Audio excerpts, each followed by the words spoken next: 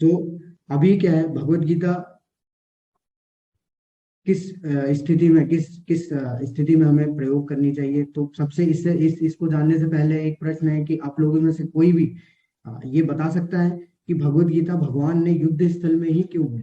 भगवत गीता को भगवान ने युद्ध स्थल को क्यों चुना भगवत गीता को बोलने के लिए। और भी तो जगह थी, कहीं और भी बोल सकते थे, लेकिन जब महाभारत का युद्ध हुआ तभी भगवान ने भगवत गीता सुनाई। कोई बता सकता है ऐसा क्यों?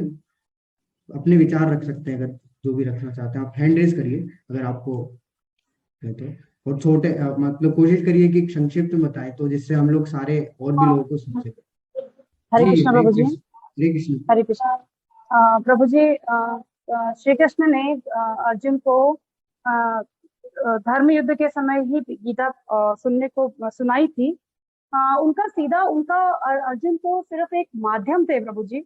असल में उन्होंने हम जैसे बद्ध जीवों को समझाने के लिए, जो कि ग्रस्त हैं, और हम जैसे बद्ध जीवों को समझाने की कोशिश करी है कि क्योंकि हमारी हमारी जिंदगी में, हमारे जीवन में बहुत समय ऐसे मतलब कि एक तरीके से कहें तो हम युद्ध भूमि में खड़े हैं शस्त्रों के साथ, और हमें जी, कैसे अपने कदम आगे बढ़ाने चाहिए, हमें किस तरीके से अपने निर्णय लेने चाहिए, वो समझाने की कोशिश की गई है मेरी बुद्धि के हिसाब से प्रभु जी। बहुत अच्छी प्रणाम। बात है। हरे कृष्ण। हरे कृष्णा सुधीर प्रभु जी, आप बताना चाहेंगे? हाँ, प्रणाम गुरु जी। जी जी जी। ये जो वास्तव में ये मित्र थे बहुत पुराने भगवान कृष्ण के, और बहुत ज्ञानी थे अर्जुन। इनको माध्यम बना के ये हम लोग के जीवों की भलाई के लिए ही ये बोली गई थी कि जैसे मतलब कि इनको माध्यम बना के इनकी बुद्धि को एक बार भ्रमित किया था भगवान ने, पुरानी बातें भुलवा दी थी। और जी प्रभु जी, इसलिए बट उन्होंने युद्ध स्थल में क्यों बोला? ये आपकी बात सही है, बट मेरा प्रश्न है कि उन्होंने युद्ध स्थल में ही क्यों उन्होंने अर्जुन को बताया? और भी तो जगह थी जहाँ पे अर्जुन को ये ज्ञान दे सकते थे। युद्ध स्थल में इतने लोग वहां पर थे, तो सबकी मतलब सबको मतलब जानकारी के लिए उन्होंने बताया वहां जी पे। जी जी। अत्यंत ये धर्म का क्षेत्र था ये। जी प्रभु जी। जी कुरुक्षेत्र जो था बड़ा बहुत ही पवित्र क्षेत्र था। और युद्ध के माहौल में सबका इंटेंशन युद्ध की तरफ होता है। जैसे अभी यूक्रेन का युद्ध हो रहा है, तो जी जी सबका जी। ध्यान रूस यूक्रेन की बिल्कुल। तरफ है।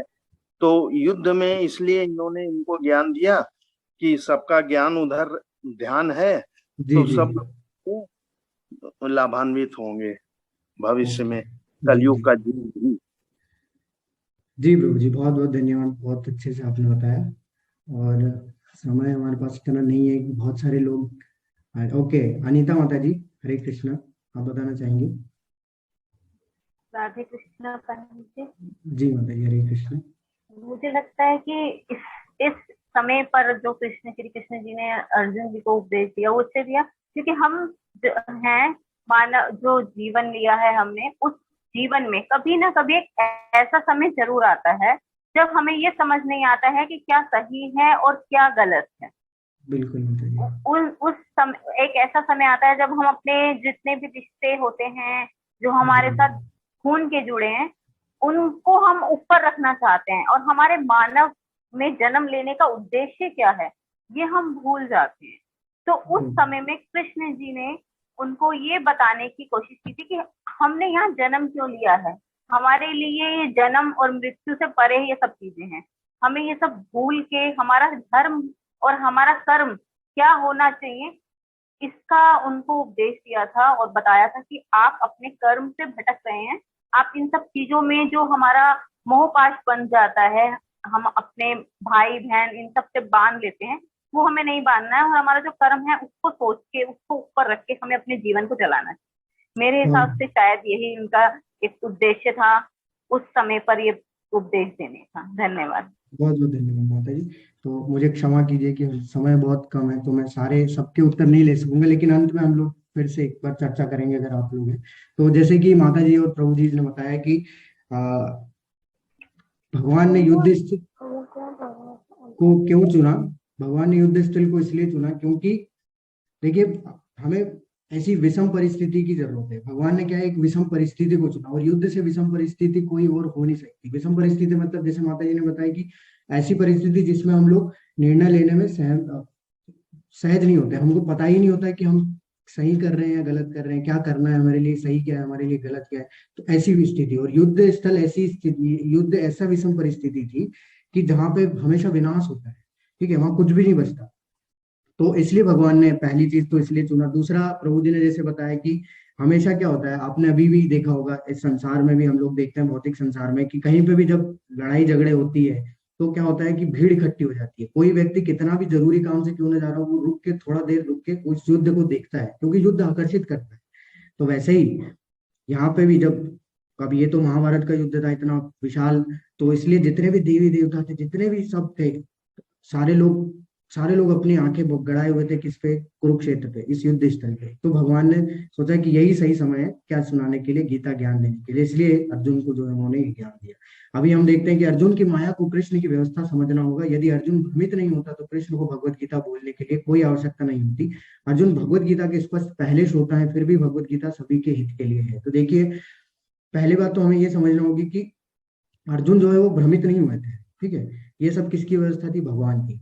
अब ये कैसे समझे हम, तो आगे आने वाले अध्याय में भगवान श्री कृष्ण अर्जुन को गुणाकेश के नाम से जो है संबोधित करेंगे। गुणाकेश का मतलब होता है, गुणाकेश का मतलब ऐसा व्यक्ति जो कि अज्ञानता पे विजय पा चुका है। तो अब सोचिए आप, अर्जुन जो कि भगवान जिसको गुणाकेश बोल रहे हैं, यानी कि वो अज्ञानता पे पहले से ही विजय पा चुके हैं, तो वो भ्रमित होने का उनका सवाल ही नहीं उठता, ठीक है, वो कभी मोहित या भ्रमित हो ही नहीं सकते। लेकिन किसकी व्यवस्था थी, ये भगवान की व्यवस्था थी, क्योंकि अगर अर्जुन भ्रमित नहीं होते तो हमारे तक ये भगवत गीता का ज्ञान नहीं आता। और भगवत गीता, भगवान भगवत गीता में ही 11वें अध्याय में इसकी पुष्टि करते हैं कि निमित्त मात्र भवसव्य साथी, यानी हे अर्जुन तुम केवल निमित्त मात्र हो, यानी तुम सिर्फ एक जरिया हो जिसके माध्यम से कि हमारे कलयुग जैसे लोग, कलयुग के जो लोग हैं उनके तक क्या पहुंच पाए, इस भगवत गीता का दिव्य ज्ञान पहुंच पाए, ठीक है। तो ये भगवत गीता सिर्फ अर्जुन के लिए नहीं थी, ठीक है, किसके हित के लिए थी, ये हम लोगों के हित के लिए। तो जो भी अर्जुन ने इस पूरे भगवत गीता में प्रश्न पूछे हैं वो किसके हित के लिए, वो हमारे हित के लिए। कहीं ना कहीं वो हमारे ही प्रश्न है जो किसके माध्यम से हम लोग पूछ रहे हैं, भगवान से, अर्जुन के माध्यम से। तो ये सबसे बड़ी सीखने की जरूरत है हम लोग को यहाँ से। अब यहाँ से एक चीज हमें और भी सीखना है कि अगर अर्जुन भ्रमित हो गए फिर भी उन्होंने भगवत गीता के लिए कैसे भगवान को बोला कि आप मुझे ज्ञान दीजिए, तो वो क्या हुई, अर्जुन की जिज्ञासा हुई। तो अर्जुन हमें यहाँ से क्या सिखा रहे हैं, भ्रमित होने के बाद भी अर्जुन हमें ये सिखा रहे हैं कि हमें जिज्ञासा करनी है। हमें क्या करनी है, जिज्ञासा करनी है। बिना जिज्ञासा के हमें कोई भी ज्ञान प्राप्त नहीं होगा, हम लोग उस ज्ञान को अपने अंदर नहीं उतार पाएंगे। तो अर्जुन हमें यहाँ पे जिज्ञासा करना सिखा रहे हैं, क्योंकि आप देखेंगे हमारे जितने भी वैदिक स्क्रिप्चर्स है, वैदिक शास्त्र हैं, वो सारे किस पे डिपेंड है, किस पे आ रहे, कहाँ से आ रहे, जिज्ञासा करने से ही आ रहे। जैसे उदाहरण के तौर पे श्रीमद भागवतम है। श्रीमद भागवतम कहाँ से आया है, श्रीमद भागवतम में परीक्षित महाराज आप जानते हैं, जो अर्जुन के क्या पोते हैं, यानी अभिमन्यु के पुत्र हैं, उन्होंने जिज्ञासा करी किससे, सुखदेव गोस्वामी जी से, कि उन्हें जानना है भगवान के बारे में, भगवान के भक्तों के बारे में, तभी उन्होंने जो है सुनाया और तभी श्रीमद भागवतम जो है निकल के आई, और फिर व्यास देव जी ने उसे लिपिबद्ध किया। तो तब तक हम लोग जिज्ञासा नहीं करेंगे, तब तक हम लोग आध्यात्मिक मार्ग में आगे नहीं बढ़ पाएंगे। इसलिए हमें जिज्ञासा करनी चाहिए। अब क्यों करनी चाहिए, देखिए उसका भी उदाहरण दिया हुआ है। उसका उदाहरण कैसे हम लोग समझे, तो महाभारत में एक श्लोक आता है, महाभारत में बहुत ही प्रसिद्ध श्लोक है, आहार निद्रा भय मैथुनम च सामान्य में पशुभि नराणाम धर्मो हि तेषाम अधिको विशेष धर्मेण हीना पशुभि समाना। तो यहाँ पे बताया जा रहा है कि चार जो चीजें हैं, आहार निद्रा भय और मैथुन, ये चार चीजें जो है हमें और पशुओं में, सामान्य में तक पशु भी नराना, यानी कि हमें और मनुष्यों में, मतलब हमें और पशुओं में बराबर होती है, इक्वल होती है। कौन सी है, आहार। आहार यानी कि हम भी खाते हैं, जानवर भी खाते हैं। निद्रा, हम भी सोते हैं, जानवर भी सोते हैं। भय यानी कि रक्षा करना, हम भी अपनी रक्षा करते हैं, जानवर भी अपनी रक्षा करते हैं। और मैथुन यानी कि बच्चे पैदा करना, हम मनुष्य भी करते हैं और सारे जानवर भी करते हैं। लेकिन आप अगर गौर से देखें, आहार निद्रा भय और मैथुन, ये चार जो चीजें हैं, ये चार जो कार्य हैं, ये पशु कहीं ज्यादा अधिक मात्रा में हम लोगों से करते हैं, मनुष्यों से। आप देखिए, खाना खाने की बात है, अगर आहार की बात है, तो हाथी कई किलो जो है खाना खा लेता है। ऐसा कोई व्यक्ति नहीं है जो इतना खाना खा सके हाथी के बाद, ठीक है, ठीक है। निद्रा की बात करें तो ऐसे कई जानवर है जो कि कई महीनों, 6-6 महीनों तक सोते हैं, जैसे पोलर बियर हो गया, ठीक है। और फिर भय की बात करें तो हम लोग बिना शस्त्र के अपनी इतने अच्छे से रक्षा नहीं कर सकते जितने की बिना शस्त्र के जो पशु हैं वो करते हैं। उसके बाद है मैथुन, तो मनुष्य भी बच्चे पैदा करता है, लेकिन सबका लिमिटेड होता है, एक लिमिट होता है ना हर एक मनुष्य का। लेकिन पशुओं में आप देखिए, जो मच्छर है कई गुना, कई मात्रा में वो बच्चे पैदा करते हैं, बिल्ली हो गए, कुत्ते हो गए। तो इससे हम लोग कैसे, यानी कि अगर हम लोग भी यही कार्य कर रहे हैं, आहार निद्रा भय मिथुन, तो ये क्या है, हम लोग किसके समान हो गए, पशुओं के समान ही है। तो हमको कैसे पशुओं से कोई अलग कर सकता है, तो वो बताया है, धर्मो ही तेषाम अधिको विषय, धर्म की जिज्ञासा करना, धर्म को जानने की जिज्ञासा करना ही हमें अधिक बनाता है, किससे, उस पशुओं से, हमें अलग करता है, किससे, पशुओं। तो इसलिए हमें क्या करना है, जिज्ञासा करनी है। ठीक है, तो जिज्ञासा कैसी करनी है कि हमारे जीवन का वास्तविक लक्ष्य क्या है, उद्देश्य क्या है। ठीक है, और हम लोग उस उद्देश्य तक कैसे पहुंच सकते हैं, कैसे उसको पा सकते हैं, ये सब हमें बहुत जानना जरूरी है। अभी हम लोग देखते हैं जो 18 है, यहाँ पे 18 आप देख रहे हैं, तो ये जो 18 अंक है, ये बहुत ही ज्यादा शुभ है, क्योंकि 18 पर्व होते हैं महाभारत के, 18 चैप्टर है भगवत गीता के, 18 पुराण है हमारे शास्त्रों में। ये जो महाभारत का युद्ध था, ये 18 दिनों तक चला था। और 18 अक्षौणी सेना थी, जिसमें से कि 11 अक्षौणी सेना कौरवों के पास थी और 7 अक्षौणी सेना जो है पांडवों के पास थी। अब सबसे महत्वपूर्ण आती है कि भगवत गीता से हम लोग क्या ऐसी शिक्षा ले सकते हैं जो कि हमें भौतिक शिक्षा से प्राप्त नहीं हो सकती, यानी कि जो हम लोग जो भी हम लोग शिक्षा ले रहे हैं अभी, कोई भौतिक शिक्षा जो हम लोग प्राप्त कर रहे हैं, स्कूली शिक्षा जो प्राप्त कर रहे हैं, कॉलेजों में जो प्राप्त कर रहे हैं, उससे हमें जो प्राप्त नहीं हो सकता, कैसे क्या विषय है जो कि हमें भगवत गीता सिखाता है।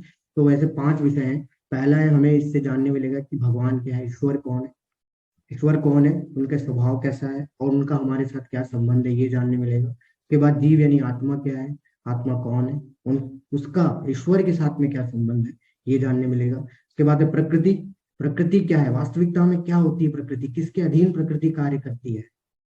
ठीक है, और किस प्रकार जो हम लोग हैं, कैसे प्रकृति में बन जाते हैं, कैसे हम लोग प्रकृति के गुणों से, प्रकृति में हम लोग बंधे रहते हैं, और कैसे हम लोग उससे छूट सकते हैं, ये हमें पता चलेगा इससे।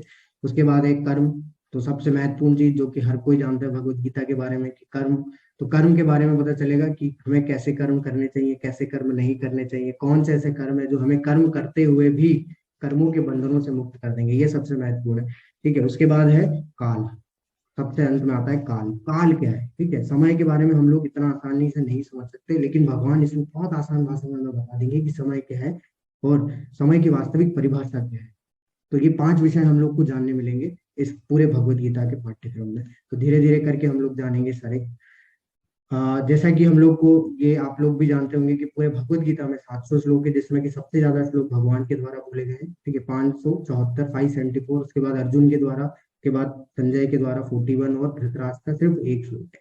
ठीक है, तो ये देखिए, यहाँ पे भगवान के श्लोक के अलावा और भी श्लोक है।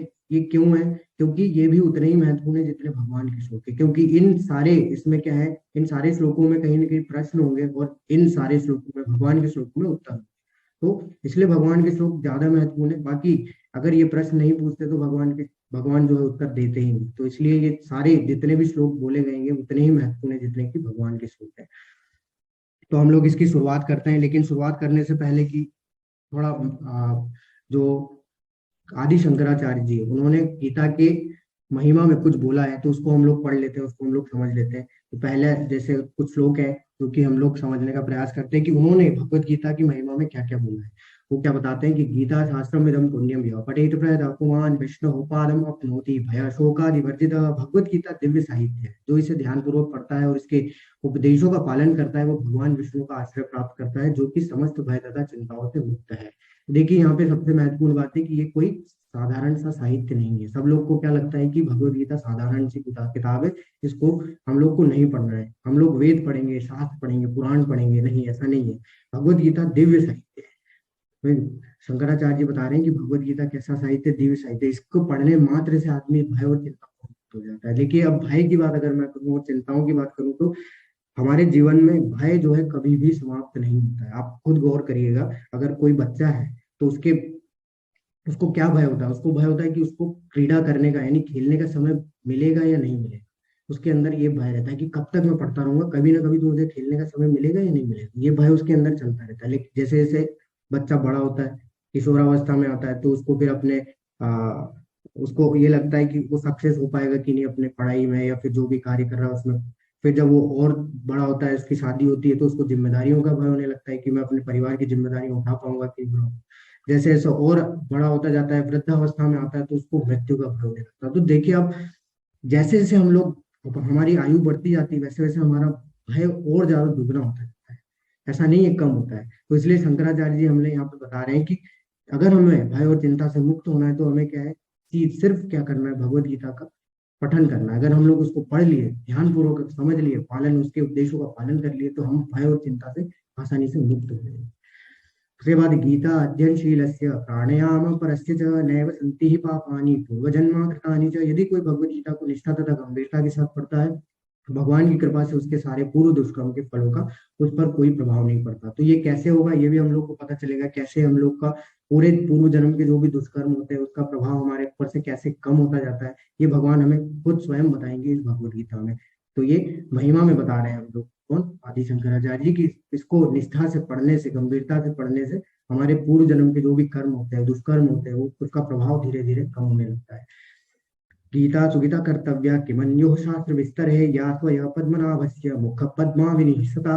चूंकि भगवत गीता भगवान के मुख से निकली है, अतएव किसी अन्य वैदिक साहित्य को पढ़ने की आवश्यकता नहीं रहती। केवल भगवत गीता का ही ध्यानपूर्वक तथा मनोयोग से श्रवण तथा पठन करना चाहिए। केवल एक पुस्तक भगवत गीता ही पर्याप्त है, क्योंकि यह समस्त वैदिक ग्रंथों का सार है, इसका प्रवचन भगवान ने किया है। तो देखिए सबसे महत्वपूर्ण चीज है यहाँ पे शंकराचार्य बता रहे हैं कि ये क्या है, ये समस्त वैदिक ग्रंथों का सार है।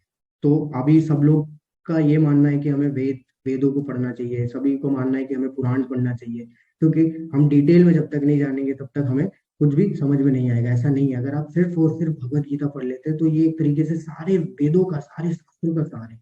अगर सिर्फ इनको पढ़ लिया तो हमें सभी का जो मर्म है वो सिर्फ समझ में आ जाएगा कि सभी में सारे वेदों में क्या लिखा हुआ है। लेकिन अगर कोई बोलता है कि हमें ये पढ़ना चाहिए, पहले वेद पढ़ने चाहिए, फिर शास्त्र पढ़ने चाहिए, फिर ये करना चाहिए, ऐसा नहीं है। आप खुद सोचिए कि भगवत गीता में 700 श्लोक है, 700 श्लोकों को पढ़ने में करीब करीब आप एक एक श्लोक को अगर ध्यान से पढ़ेंगे, समझेंगे और उसका पालन करने का प्रयास करेंगे तो आपको करीब करीब 2 साल लग जाएंगे। उसके बाद आप खुद सोचिए, अगर आप पढ़ने के इच्छुक है वेदों को, तो वेद में 4 वेद हैं, चारों वेदों में एक एक वेद में पता नहीं कितने कितने श्लोक हैं, उनको आपको पढ़ना, उनको समझना, उसका पालन करना कितने साल लग जाएंगे। फिर पुराण, 18 पुराण है, 108 उपनिषद है, इनको पढ़ने में कितना समय लगेगा। और ये हमारे लिए, कलयुग के लोगों के लिए संभव नहीं है। क्यों नहीं संभव है? क्योंकि इसकी पुष्टि पहले ही की जा चुकी है। आप खुद सोचिए, आप खुद देखिए, श्रीमद् भागवतम में बताया गया है कि प्रायेण अल्पायुषः सभ्य कलावस्मिन् युगे जना मंदा सुमंद मतयो मंद भाग्या ही उपत्तिता। यानी कि हम जो कलयुग के लोग हैं उनकी क्वालिटी बताई गई है। क्या बताई गई है कि जो कलयुग के लोग होंगे उनकी जो आयु होगी वो बहुत कम। अब तो आप सोचिए, इतनी कम आयु में हम लोग पढ़ पाए। अभी सोचिए, हम इतनी आयु में हम लोग अभी भगवत गीता स्टार्ट कर रहे हैं, पता नहीं हम लोग को कितना टाइम लगेगा इसको सीखने में, फिर हम लोग कब वेद उठाएंगे, कब पुराण उठाएंगे। तो हमारी आयु कितनी कम है और हमें पता ही नहीं हमारी आयु कितनी। तो हमारी आयु कम है, आप खुद इसका विश्लेषण कर सकते हैं अभी आने वाले, या फिर अभी कोरोना के समय में देख लीजिए, सबकी आयु जो है एक सीमित है, उससे ज्यादा नहीं हो रही है। तो जो कलयुग के लोग हैं उनकी आयु बहुत कम है। दूसरी चीज बोलिए क्या है, दूसरा बोला है कला वस्मिन युगे जना मंदा सुमंद मते। मंदा सुमंद मते यानी कि कलयुग में जो भी लोग होंगे वो मंद यानी कि आलसी होंगे, ठीक है। दूसरा सुमंद मतो यानी कि उनकी बुद्धि भी जो होगी, सुमंद यानी कम होगी। और तो और मंद भाग्य यानी कि कलयुग के लोग क्या है कि एक दूसरे की टांग खींचने में ही लगे रहेंगे। तो आप सोच सकते हैं ऐसे क्वालिटी के साथ सारे हम लोग क्या पढ़ सकते हैं भगवत वेद पुराण, इनको सबको समझ सकते हैं? नहीं समझ सकते। इसके लिए हमें पूरा एकाग्रचित मन चाहिए, और ये सब चीजें हम अगर रहेगी तो हम इतना आसानी से इन सब चीजों को नहीं समझ सकते। इसलिए भगवान यहाँ पे शंकराचार्य जी यही बोल रहे हैं कि अगर सिर्फ इसको पढ़ लिया तो यही पर्याप्त है। इसको पढ़ने से हम लोग सारे वैदिक ग्रंथों के सार को समझ जाएंगे आसानी से। सर्वो उपनिषदो गावोपाल नंदन पाठो वत्स सुरी भोक्ता धम गीतामृतम महत्। यह गीतोपनिषद भगवत गीता जो समस्त उपनिषदों का सार है, गाय के तुल्य है और ग्वालबाल के रूप में विख्यात भगवान श्री कृष्ण इस गाय को दूर है, अर्जुन बछड़े के समान है, और सारे विद्वान तथा शुद्ध भक्त भगवत गीता के अमृतमय दूध का पान करने वाले हैं। तो यहाँ पे देखिए, यहाँ पे बहुत ही अच्छे से तुलना कर रहे हैं शंकराचार्य जी की जो भगवत गीता है उसको गाय के समान बोला गया है। और गाय तब तक दूध नहीं देता जब तक कि उसका बछड़ा जो है, आप जानते होंगे कि जब तक बछड़ा दूध नहीं पीता जब तक गाय दूध नहीं देती। तो अर्जुन को बछड़े के समान बोला है, तो अर्जुन के माध्यम से ही ये ज्ञान किस तक आ रहा है, हम तक आ रहा है। तो जितने भी विद्वान हैं, शुद्ध भक्त हैं, सब क्या कर रहे हैं, इस अमृतमय दूध का पान कर रहे हैं। यानी कि हम लोग क्या कर रहे हैं, उसको पान करने का प्रयास कर रहे हैं, सीखने का प्रयास कर रहे हैं। और अंत में क्या बोला उन्होंने, एकम शास्त्रम देवकी पुत्रम एको देवो देवकी पुत्र एव एको मंत्रस्य नामानि यानि कर्माप्येकम तस्य देवस्य सेवा। आज के युग में लोग एक शास्त्र, एक ईश्वर, एक धर्म तथा एक वृत्ति के लिए अत्यंत उत्सुक हैं। अतः सारे विश्व के लिए केवल एक शास्त्र भगवत गीता हो, सारे विश्व के लिए एक ईश्वर और देव की पुत्र श्री कृष्ण, एक मंत्र, एक प्रार्थना, उनके नाम का कीर्तन, हरे कृष्ण कृष्ण कृष्ण हरे हरे, हरे राम राम राम हरे हरे, केवल एक ही कार्य हो, भगवत की सेवा। तो देखिए सबको ये लगता है कि एक ही ऐसा कुछ, एक ही भगवान होना चाहिए, एक ही धर्म होना चाहिए, एक ही जो है शास्त्र होना चाहिए। तो यही चीज शंकराचार्य जी ने अंत में क्या किया, बता दिया कि उनने पूरा एक तरीके से सारा जब कुछ उन्होंने पढ़ लिया तो उन्होंने अंत में ये लिख दिया कि एक ही शास्त्र है, कौन है, वो है भगवत गीता। एक ही भगवान है जो कि देव की पुत्र कृष्ण, और एक ही मंत्र है जो कि हमें भगवान का नाम यानी नाम संकीर्तन हमें करना है, और एक ही धर्म है भगवान की सेवा। तो ये गीता की महिमा में जो है शंकराचार्य जी ने बोला। अब हम लोग इसकी शुरुआत करते हैं, इस अध्याय की शुरुआत कर, जैसे पहले हमने चर्चा करी कि सबका अपना अपना जो है दृष्टिकोण था इस युद्ध को देखने का। तो धृतराष्ट्र का दृष्टिकोण कैसा था, धृतराष्ट्र का दृष्टिकोण हमें इससे पता चलेगा। धृतराष्ट्र उवाच धर्म क्षेत्रे कुरुक्षेत्रे समवेता युयुत्सव मामकः पांडवाश्चैव किम कुर्वत संजय। सबसे पहला श्लोक है जो कि धृतराष्ट्र के द्वारा बोला गया है। धृतराष्ट्र ने कहा, हे संजय, धर्म भूमि कुरुक्षेत्र में शुद्ध युद्ध की इच्छा से एकत्र हुए मेरे तथा पांडु के पुत्रों ने क्या किया।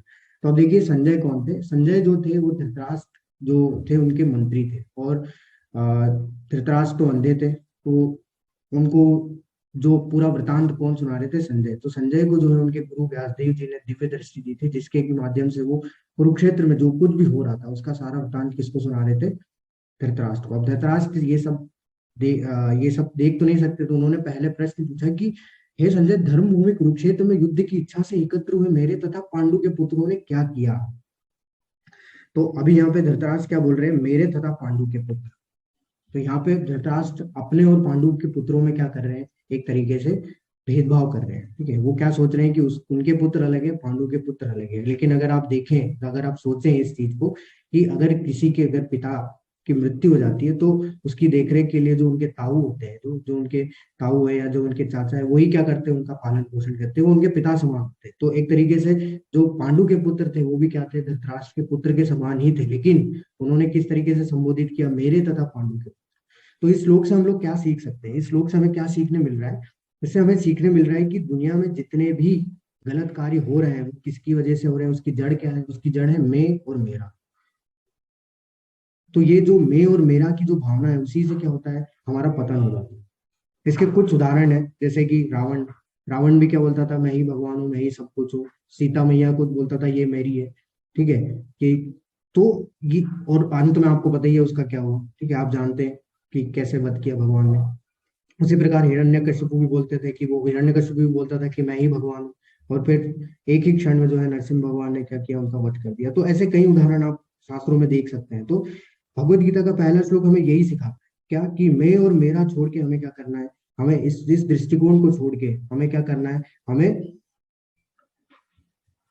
किस चीज को फॉलो करना है, ये हमें इसकी जिज्ञासा करनी। क्योंकि मैं और मेरा से क्या होगा, हमारा पतन हो जाएगा। जिस प्रकार से यहाँ पे आप देखिए धृतराष्ट्र का इस इच्छा से क्या हुआ, यही चीज था कि मेरा पुत्र है, उनका इतना अटैचमेंट था अपने पुत्र से कि उन्होंने युद्ध करने के लिए उसको हाँ बोल दिया, जबकि वो जानते थे कि वो अधर्म के साथ में, फिर भी हाँ बोल दिया, क्योंकि उनको अपने पुत्र से इतनी आसक्ति थी, अपने राज्य से इतनी आसक्ति।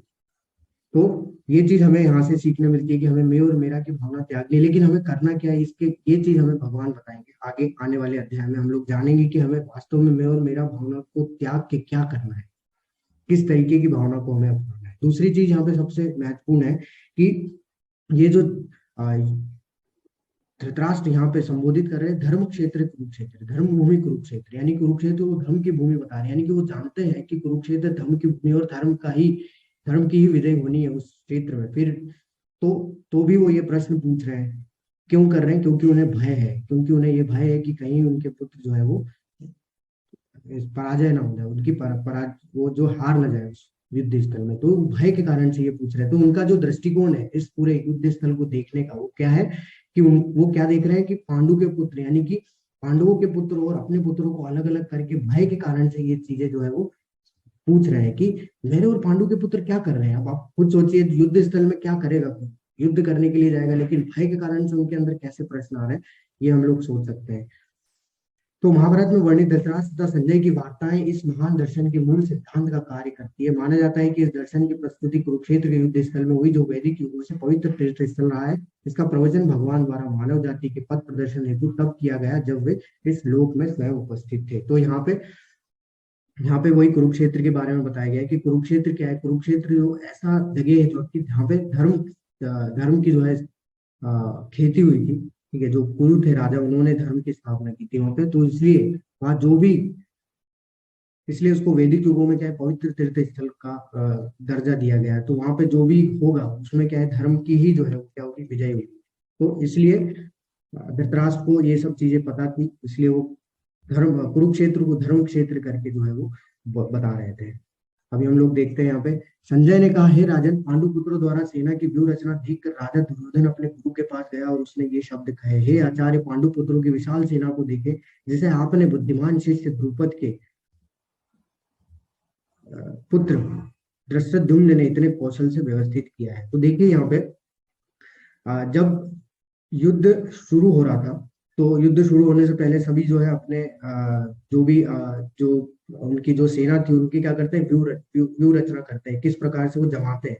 तो ये जो है पांडु के पुत्रों ने जमा रखी थी। तो दुर्योधन ने ये सब देखा, और संजय ये सब देख के बता रहे हैं किसको, धृतराष्ट्र को, कि दुर्योधन ने ये जब उनकी व्यूह रचना देखी तो वो क्या हो गए, थोड़ा सा भयभीत हो गए, थोड़ा सा डर गए, और वो ये सब देख के कहाँ गए, वो अपने सबसे पहले आचार्यों के पास गए, यानी कि अपने पहले आचार्य के पास गए ये चीज बताने के लिए, यानी कि सबको बता रहे थे ये सब। तो आचार्य के पास गए सबसे पहले, और उन्होंने क्या बोला कि पांडु पुत्रों की जो विशाल सेना को देखा आपने, जिसे कि आपके बुद्धिमान शिष्य द्रुपद के पुत्र ने इतने कौशल से व्यवस्थित किया। तो देखिए एक तरीके से टॉन्ट मार रहे हैं, वो क्या मार रहे हैं कि आप ही का जो शिष्य है वो आप ही के खिलाफ जो है व्यूह रचना कर रहा है, आपकी सेना के खिलाफ व्यूह रचना कर रहा है, और आपको आपके वध के लिए जो है वो इतना सब कुछ कर रहा है वो। तो ये ऐसा क्यों बता रहे हैं, वो ऐसा इसलिए कर रहा है, दुर्योधन ऐसा इसलिए कर रहा है कि उनको बता सके कि आपके शिष्य, जो कि आपके द्वारा जो है शिक्षित किए गए, आपके द्वारा जिसने ज्ञान प्राप्त किया, वो आप ही पे आपके ज्ञान को जो है क्या कर रहा है, आजमाने के लिए यहाँ पे खड़े हैं। तो उनको एक तरीके से वो टॉन्ट मार रहा है वो, ठीक है, क्योंकि वो क्या है, भयभीत है ये सब चीजें देख के। लेकिन अब जब ये सब चीजें हो रही थी तो भीष्म पितामह जो है ये सब देख रहे थे। तो भीष्म पितामह ने जब ये देखा तो उन्होंने देखा कि जो दुर्योधन है बहुत ज्यादा भयभीत हो चुके हैं, तो उसको उनकी थोड़ी सी उसको थोड़ा सा सांत्वना देने के लिए उन्होंने क्या किया, कुरुवंश के वयोवृद्ध यानी भीष्म पितामह ने, परम प्रतापी एवं वृद्ध पितामह ने क्या किया, सिंह गर्जना किसी ध्वनि करने वाले अपने शंख को बजाया, जिससे दुर्योधन को हर्ष हुआ। तो जब भीष्म पितामह ने अपने उसको बजाया, शंख को बजाया, तो उससे उनको लगा कि हाँ ठीक है, हमारी तरफ भी जो है विशाल लोग हैं, पराक्रमी योद्धा हैं जो कि लड़ सकते हैं। तो इसलिए दुर्योधन का थोड़ा भय जो है कम करने के लिए उन्होंने ऐसा किया। लेकिन साथ ही फिर सामने से भी फिर क्या किया, सामने से भी शंख जो है बजा किसका, दूसरी ओर से श्वेत घोड़ों द्वारा खींचे जाने वाले विशाल रथ पर आसीन कृष्ण तथा अर्जुन ने भी अपने दिव्य शंख बजाए। तो पांडवों की सेना ने भी सेना में से जो भी आगे जितने भी बड़े बड़े योद्धा खड़े थे, तो सभी ने भी, भगवान श्री कृष्ण ने, अर्जुन ने और भीष्म भीम ने, इन सभी ने भी अपना क्या किया, शंख जो है बजाया। लेकिन दोनों के शंखों की ध्वनि में क्या अंतर था, दोनों की शंखों की ध्वनि में ये अंतर था कि जब भीष्म पितामह ने जब शंखनाद किया तो कुछ भी असर नहीं हुआ, किसी को भी वहां पे कुछ भी ऐसा नहीं लगा कि कुछ गलत हो रहा है या फिर कुछ सही हो रहा है या फिर कुछ युद्ध हो रहा है, ऐसा कुछ उनको महसूस नहीं हुआ। लेकिन जब पांडवों की तरफ से जब शंखनाद हुआ तो उसकी ध्वनि इतनी तेज थी, उसकी तीव्रता इतनी थी कि सारे जितने भी युद्ध स्थल में योद्धा खड़े थे वो सब क्या है, सब जो हिल गए, और जितने भी कौरव थे, जितने भी कौरवों की सेना थी, वो सबके क्या हो गए, हृदय वो भय से भर गए। क्योंकि जो शंखनाद किया गया था वो किसकी तरफ से किया गया था, धर्म की ओर से किया गया था। और जब धर्म की ओर से शंखनाद होता है तो क्या होता है कि जो अधर्म होता है वो पहले ही क्या कर जाता है, भयभीत हो जाता है। तो उस तरीके से दोनों के जो है शंखनाद में क्या था, अंतर था। दोनों तरफ की सेनाओं में। उस समय हनुमान से अंकित ध्वजा लगे रथ पर आसीन पांडुपुत्र अर्जुन अपना धनुष उठाकर तीर चलाने के लिए उद्यत हुआ। हे राजन, धृतराष्ट्र के पुत्रों को व्यूह में खड़ा देखकर अर्जुन ने श्री कृष्ण से यह वचन कहे। तो अब क्या हुआ कि जो रथ था, ठीक है, रथ के ऊपर हनुमान जी थे, तो जहां पे भगवान होंगे वहां पे भगवान के जो है जो दास होते हैं, भगवान के जो सेवक होते हैं वो हमेशा रहते हैं। तो हनुमान जी भी जो है जो ध्वजा था उसके ऊपर जो है अंकित थे। तो उस रथ पे बैठ के अर्जुन जो है भगवान श्री कृष्ण से बोलते हैं कि अभी तुम क्या करो, इस रथ को दोनों सेनाओं के बीच में लेके चलो। तो यहाँ पे धृतराष्ट्र के पुत्रों को व्यू में खड़ा देखकर अर्जुन ने श्री कृष्ण से ये कहे। तो क्या बोलते हैं अर्जुन कि हे अच्युत, कृपा करके मेरा रथ दोनों सेनाओं के बीच में ले, जिससे मैं यहाँ युद्ध की अभिलाषा रखने वालों को और शस्त्रों के इस महान परीक्षा में जिनसे मुझे युद्ध संघर्ष करना है उन्हें देख सकूं। तो यहाँ देखिए, सबसे महत्वपूर्ण बात हमें जानना होगी कि यहाँ पे भगवान को अर्जुन बोल रहे हैं अच्युत, हे अच्युत। तो अभी आने वाले जितने भी अध्याय है उसमें भगवान के कई नाम होते हैं, ठीक है। अर्जुन कई अलग अलग नामों से भगवान को संबोधित करेंगे। तो जो भी नाम भगवान को संबोधित करने के लिए अर्जुन प्रयोग करेंगे, हर एक नाम के पीछे क्या एक रहस्य है। ऐसा नहीं है कि उन्होंने ऐसे ही यूज कर लिया, ऐसे ही बोल दिया, लेकिन सबके नाम के पीछे, हर एक जो भी नाम उसके पीछे रहस्य है। जैसे यहाँ पे अच्युत बोला, अच्युत का मतलब होता है कि ऐसा व्यक्ति जो कि अपने पद से कभी भी नीचे नहीं गिरता, जो अपने पद से कभी भी नीचे आता ही नहीं है, जिसका कभी भी पतन नहीं होता। तो यहाँ क्यों बोला है भगवान को अच्युत? यहाँ पे देखने वाली बात है कि भगवान जो है किसके अर्जुन के रथ पे जो है सारथी थे, लेकिन फिर भी भगवान थे, ठीक है। तो वो अपने पद से नीचे नहीं आए, वो भगवान तो है ही, लेकिन अपने भक्त के लिए यानी कि अर्जुन के लिए वो क्या बनना स्वीकार किया, सारथी भी बनना स्वीकार किया। तो इसलिए उन्हें अच्युत बोला गया है कि वो अपने पद से नीचे नहीं आए, उन्होंने स्वीकार किया है अपने किसके लिए, अपने भक्त की खुशी के लिए, अपने भक्त के लिए। तो इसलिए अर्जुन क्या बोलते हैं, अच्युत कृपा करके आप क्या करिए, इस रथ को दोनों सेनाओं के बीच में लेके जाइए, मैं दोनों सेनाओं का निरीक्षण करना चाहता हूँ। अब देखिए अर्जुन ने किस तरीके से निरीक्षण किया। अर्जुन ने वहां पर दोनों पक्षों की सेनाओं के मध्य में अपने चाचा ताओं, पिताओं, गुरुओं, माओ, भाइयों, पुत्रों, पौत्रों, मित्रों, ससुरों और शुभचिंतकों को भी देखा। तो अब अर्जुन क्या है यहाँ पे, अर्जुन ने क्या किया, सारे सेनाओं का किस तरीके से निरीक्षण किया, अपने रिश्तेदारों को देखा। उसने अपने कैसे दिया, उन्होंने देखा कि हाँ मेरे दादा खड़े हैं, मेरे पितामह खड़े हैं, मेरे भाई खड़े हैं, मेरे ताऊ खड़े हैं, मेरे ससुर है, शुभचिंतक है सारे। तो वो अपने रिश्तेदारों को देख रहा है, वो ऐसा नहीं देख रहा है कि उनके शत्रु है, वो अपने रिश्तेदारों को देख रहा है एक तरीके से। तो उनका अर्जुन का दृष्टिकोण कैसा है कि वो सबको किस तरीके से देख रहा है कि मेरे चाचा है, मेरे मामा है, मेरे भाई है, मेरे पुत्र है, मेरे ससुर है। वो अपने रिश्तेदारों के तौर पर, अपने रिश्तेदारों की तरह जो है सबको मान रहा है और सबको देख रहा है।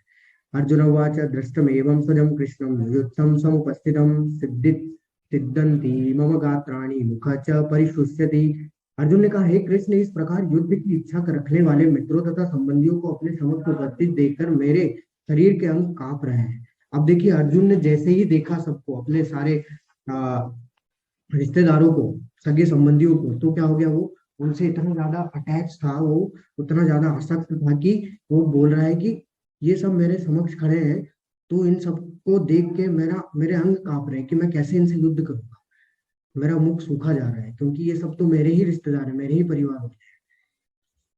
हे कृष्ण, इस युद्ध में अपने ही स्वजनों का वध करने से ना तो मुझे कोई अच्छाई दिखती और